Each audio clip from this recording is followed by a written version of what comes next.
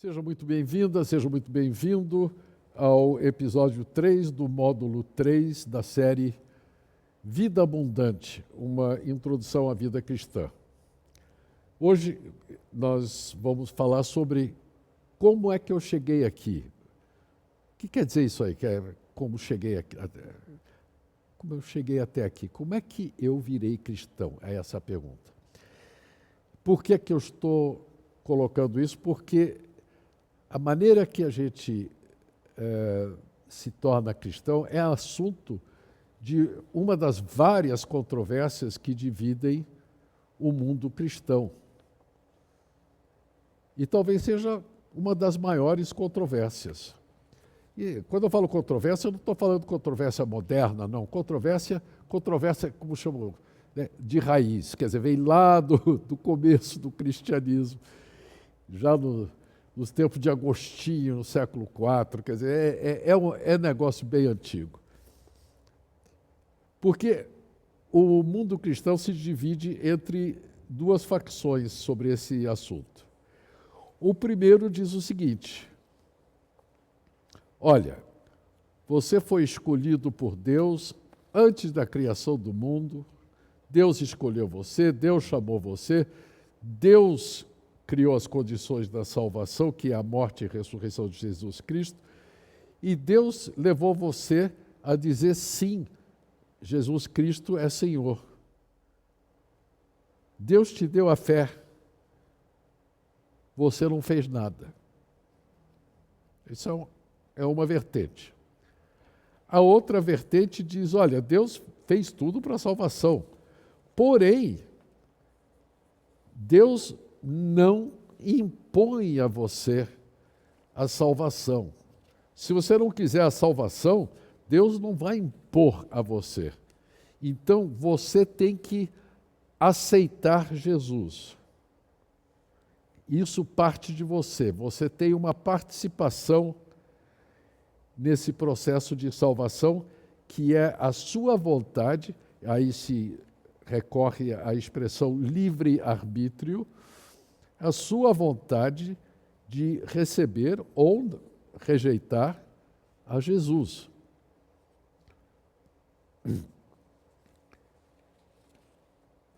Novamente, eu estou num assunto controverso. Eu só vou poder defender bem um ponto de vista.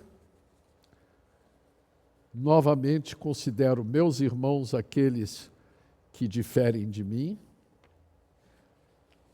mas eu sou obrigado a falar aquilo que eu aprendi pela leitura bíblica e meditando sobre essa palavra. Então, novamente, não estou dizendo que quem não crê isso não é cristão ou coisa parecida. Por favor, não me imputem tal objetivo. Não, longe de mim fazer isso.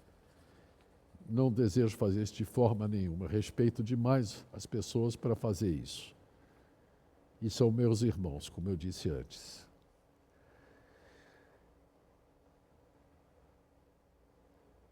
É muito difícil a gente partir para o princípio de que tudo foi feito através de Deus.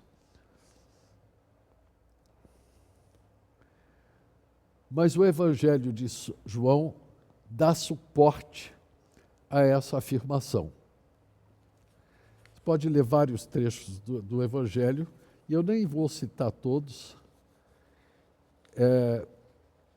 porque eu prefiro que você leia o Evangelho de João, que é o mais completo nas afirmações que Jesus faz. Por exemplo, ele diz: ninguém vem a mim se não for enviado pelo Pai. A primeira vez que eu li isso aí, eu disse, mas não é possível. Como é que alguém não vai a Jesus? Jesus foi Deus entre nós. Ele deveria ser o maior pregador do mundo. Ele deveria ser o maior evangelista de todos. Como alguém poderia dizer não a Jesus? No entanto, Jesus diz,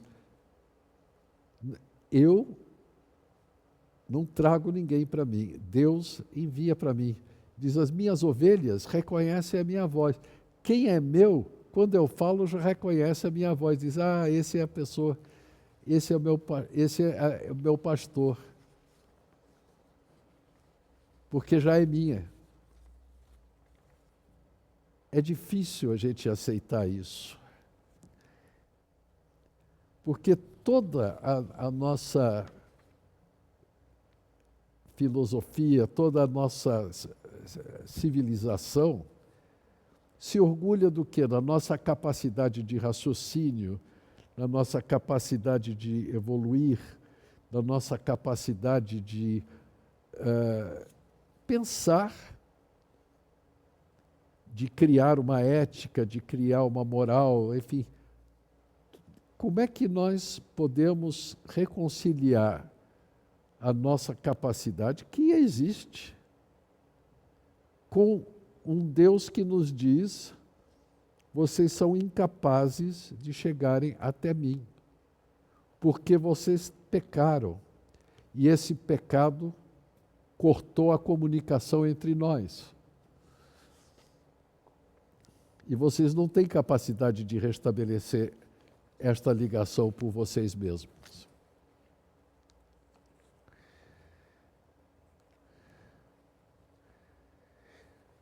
Além disso, o apóstolo Paulo, quando escreve à igreja em Éfeso, aos Efésios, ele nos descreve o seguinte: vocês estavam mortos em vossos delitos e pecados. Eu nunca vi um morto ter livre-arbítrio. Nós estamos falando de mortos espiritualmente, claro, porque eu, antes de ser cristão, eu continuava vivinho da Silva, comendo minhas refeições por dia e dormindo à noite. Então não é disso que se trata, mas se trata do fato que espiritualmente eu estava morto. Quem não tem Jesus pode ser reconhecida por nós até como uma pessoa boa. Mas se eu não tenho consciência de que eu sou um pecador, que eu preciso de salvação porque eu não sou capaz de superar a minha pecaminosidade, e que a minha única resposta foi a morte de Jesus por mim na cruz, porque quem merecia aquela morte era eu, e Jesus morreu no meu lugar, e que essa morte agradou como sacrifício perfeito a Deus, tanto agradou que ressuscitou o seu filho, e esse filho nos apareceu ressuscitado, vivo eternamente, com um corpo, não era fantasma.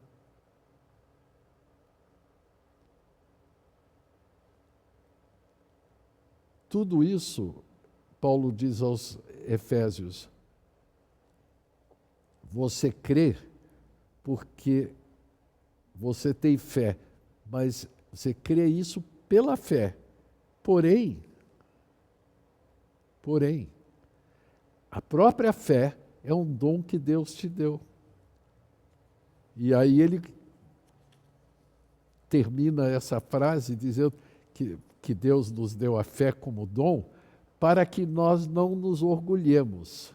E aí que a ficha caiu para mim um pouquinho mais, porque imagina a situação seguinte, eu e um amigo muito próximo, um amigo de infância, a quem eu respeito muito pelo seu intelecto, por sua capacidade, é um cara que fez carreira, que é empreendedor, fez grandes empresas, tudo mais.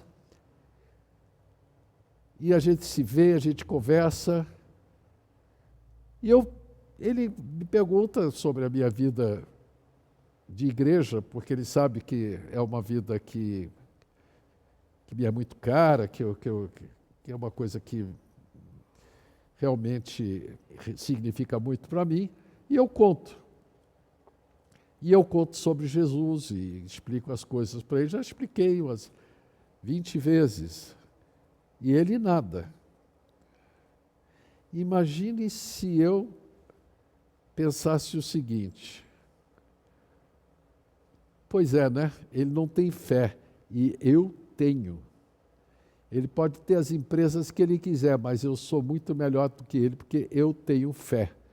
Então Paulo diz aos Efésios: vocês creem pela fé, que é dom de Deus para que ninguém se ensorbebeça, ou seja, para que ninguém seja orgulhoso. Então, essa é a realidade da nossa fé. Ela é um dom de Deus. E é por esse dom de Deus que nós podemos dizer que chegamos onde estamos hoje, através da fé que nos justifica.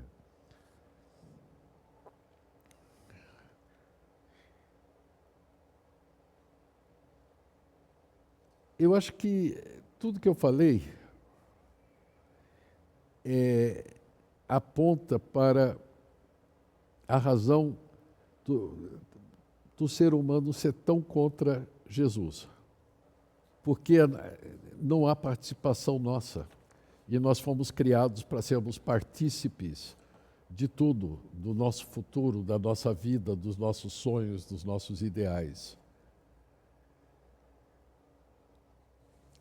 Principalmente, talvez, nós nos insurjamos contra o que a gente vê como injustiça de Deus. Por que escolheu a uma pessoa e não escolheu a outra? Por que escolheu um ladrão na cruz e não escolheu um ativista político a favor dos pobres?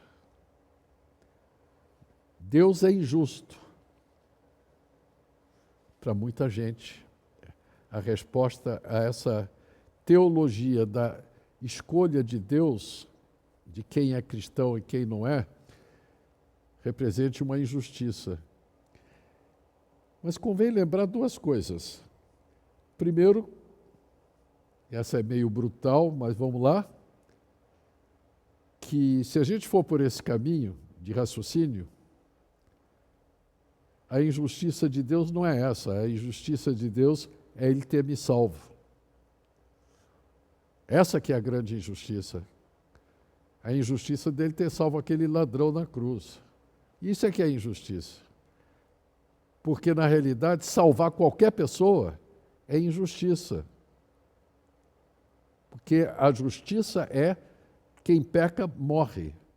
Então a injustiça já começa na cruz, porque Jesus morre sem ser culpado de nada.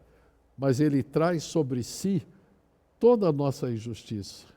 Você já pensou se um ser humano se apresentasse de um juiz e disser: vamos fazer um trato aqui, eu vou cumprir a pena de todas as pessoas que já foram condenadas no Brasil, estão condenadas hoje e vão ser condenadas aqui para o futuro. Seria loucura. Então a gente se insurge contra essa loucura. Essa é uma injustiça, que a injustiça de Deus é realmente que eu não morri para sempre, que eu não vou morrer para sempre fisicamente. E o segundo ponto que eu gostaria de mostrar para vocês é que isso não deveria nos surpreender, porque toda a história humana conduzida por Deus, ela passa por escolhas contínuas de Deus, de pessoas para fazerem essa história. E essas pessoas tanto podem ser príncipes como podem ser Zé Ninguém. Deus escolheu Abraão para começar essa história toda, e Abraão era um ninguém, era um cara que vivia numa cidade assíria, de Ur. Não se tem notícia se ele era rico, pobre, o que é. ele era pagão, ele não conhecia Deus, ele adorava os deuses locais, seja lá quais fossem. E ele escolheu Abraão para dar, primeiro, um país para ele, um povo para ele, e para dar o mundo inteiro para ele. O mundo cristão é descendente de Abraão, porque os judeus são descendentes pelo sangue, mas os cristãos são descendentes de Abraão pela fé, porque Abraão creu pela fé e isso lhe foi imputado por justiça. Quando Abraão creu que ia ser pai de um filho, Deus disse, então você é justo, creu. Então, pela fé, você que é cristão, eu que sou cristão, nós somos descendentes de Abraão pela promessa, pela fé. Toda a história, Deus escolheu um rei para ser um rei, uma pessoa de acordo com o coração de Deus. Esse rei foi Davi. Deus o definiu como sendo de acordo com o seu coração. E a folha corrida de Davi inclui assassinato e adultério. Você entende por que Deus concluiu que ele era alguém segundo seu coração? Ou porque talvez Deus o escolheu porque ele escolheu. A escolha é de Deus, é soberana. Certo? E durante toda a vida do povo judeu, e continua sendo agora a vida do povo de Deus, que é o povo judaico-cristão, pela continuidade, nós somos seu povo por escolha dele e por nenhum outro motivo.